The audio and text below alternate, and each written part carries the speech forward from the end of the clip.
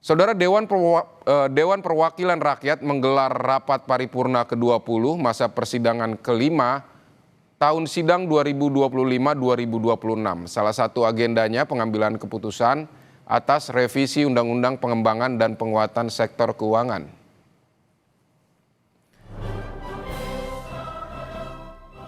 Rapat paripurna dipimpin Wakil Ketua DPR Sufmi Dasko Ahmad dengan 139 anggota Dewan hadir di ruang sidang. Selain pengesahan RUU, rapat kali ini juga mendengar pandangan fraksi atas kerangka ekonomi makro dan pokok-pokok kebijakan fiskal RAPBN 2027. Rapat turut dihadiri Menteri Keuangan Purbaya Yudi Sadewa, Menteri PAN RB Rini Widiantini, dan Wakil Menteri Sekretaris Negara Juri Ardiantoro. Saudara, informasi terkini kita akan bergabung dengan jurnalis Kompas TV, Tifal Solesa, dan juru kamera Junaidi Saputra dari gedung DPR MPR RI. Tifal, seperti apa jalannya rapat paripurna soal pengambilan keputusan terhadap RUU tentang perubahan atas Undang-Undang Nomor 4 tahun 2023 tentang pengembangan dan penguatan sektor keuangan? Terhadap revisi Undang-Undang P2SK sudah diketok palu dalam rapat paripurna yang berlangsung hari ini, dipimpin langsung oleh Wakil Ketua DPR fraksi Partai Gerindra Sufmi Dasko Ahmad, didampingi oleh dua Wakil Ketua DPR RI, ada Cucun Ahmad Syamsur Rijal dan Saad Mustafa. Dalam rapat kali ini sudah disahkan revisi terhadap Undang-Undang P2SK disahkan menjadi undang-undang, dan ini juga sudah disaksikan pula oleh perwakilan pemerintah, salah satunya oleh Menteri Keuangan Purbaya Yudi Sadewa. Dalam penjelasannya mewakili pemerintah hari ini di hadapan anggota Dewan, ada 17 topik yang termuat dalam revisi undang-undang yang sudah berjalan pembahasannya sejak Februari 2026 lalu. Merujuk lagi, setidak-tidaknya ada 2 putusan dari Mahkamah Konstitusi yang mengamanatkan pemerintah untuk melakukan perbaikan atau revisi terhadap Undang-Undang P2SK tersebut. Beberapa di antaranya menarik perhatian adalah terkait dengan Satuan Tugas Pencegahan Penanganan Pinjaman Daring dan Perjudian Daring. Ini berkaitan langsung dengan judi online dan juga pinjaman daring yang masih menjadi concern dari pemerintah hingga saat ini, terutama dari otoritas keuangan terkait. Kemudian adanya pembentukan Pusat Finansial Internasional Indonesia, dan juga yang paling menarik perhatian adalah masalah penyelidikan dan penyidikan di sektor jasa keuangan serta mekanisme keadilan restoratif atau restoratif justice.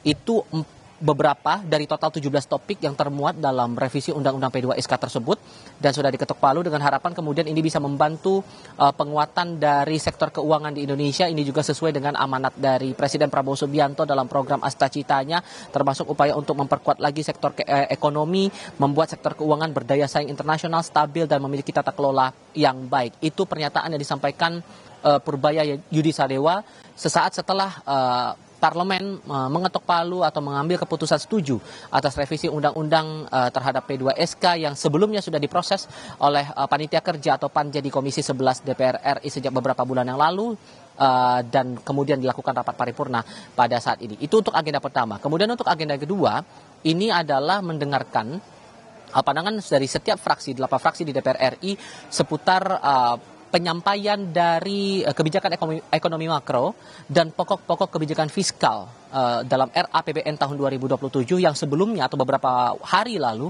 sudah sempat disampaikan langsung oleh Presiden Prabowo Subianto di hadapan anggota DPR RI dalam sidang paripurna di Kompleks Parlemen Senayan Jakarta. Yang menjadi perhatian saya pertama kali saat itu adalah perwakilan dari PDI Perjuangan, Haris Turino, yang menyampaikan meskipun kemudian dari fraksi PDI Perjuangan menyampaikan setuju atas beberapa kerangka dengan beberapa catatan, tapi ada hal yang menjadi concern dari fraksi PDI Perjuangan, yakni soal tema yang diangkat dalam RAPBN 2027 dengan mengangkat tema tumbuh lebih tinggi, sejahtera lebih cepat. Kedepannya harus mempertimbangkan lagi atau memperlihatkan capaian peningkatan kesejahteraan rakyat ketimbang tahun-tahun sebelumnya, termasuk juga mempertimbangkan lagi program-program prioritas pemerintah dengan kondisi keuangan ataupun juga jumlah anggaran yang dipakai dengan upaya untuk meningkatkan pertumbuhan ekonomi, terutama untuk meningkatkan lagi atau menekan lagi angka kemiskinan ekstrem maupun juga kemiskinan.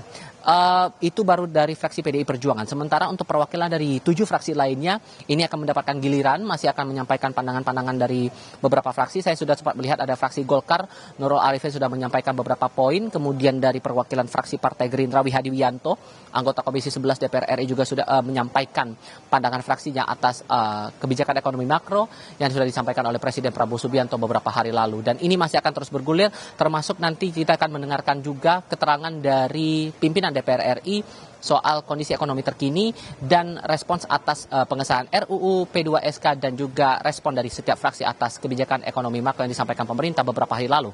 Vidi. Tifal Solesa, terima kasih untuk laporan Anda dari gedung MPR DPR MPR RI Jakarta. Terima kasih Tifal, selamat bertugas kembali.